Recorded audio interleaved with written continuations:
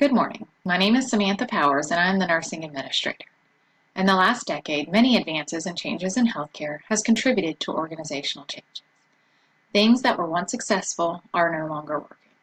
There have been many changes such as technological advances, healthcare reform, increasing elderly population, and pay for performance incentives that have changed the way the organization functions.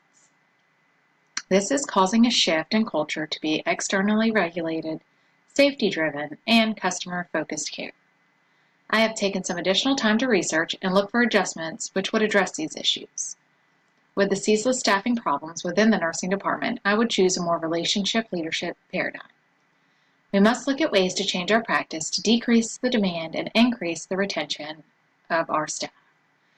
Jaspin suggested in a text that new leadership will be required to build bridges and find solutions to help to complex healthcare problems that will be faced in the next 20 years.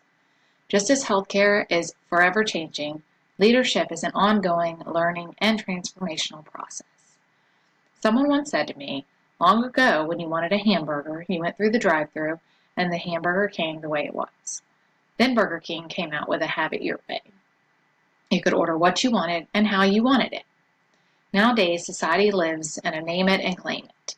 If you don't like it, you change it. If you don't like it, you quit. And if you don't like it, you look for better.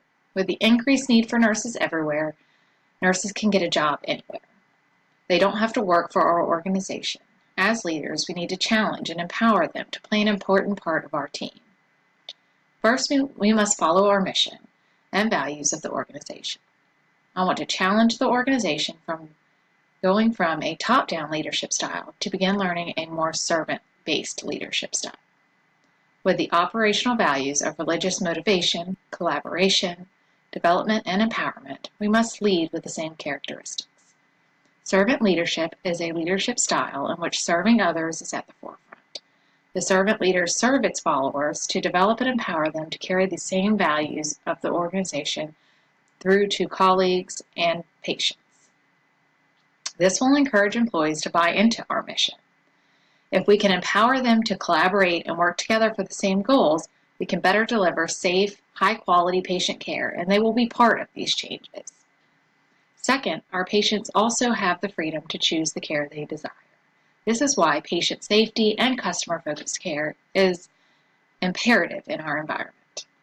The advances in technology have allowed for tracking of mass data to include unintentional and intentional harm to our patients.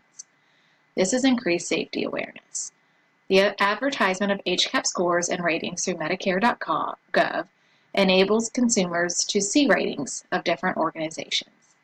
Patients fill out surveys at the end of their stay to rate the quality of care that they received. In order to improve care, we must focus on the employees and include them to play part in these numbers. We must also allow them to be accountable and manage the care that they want to deliver. Lastly, we must balance the focus between relationships, productivity, and sustainability. As Greenleaf noticed, successful leaders put serving others as a priority. This influences collaboration, teamwork, and collective activism. If the leaders serve its employees, it gives them the necessities to serve the patients to the best of their ability. The organization will operate with a vision of more successful leaders working to the good of the organization and its people they serve. In conclusion, I would like to thank you for giving me the opportunity to discuss these ideas with you.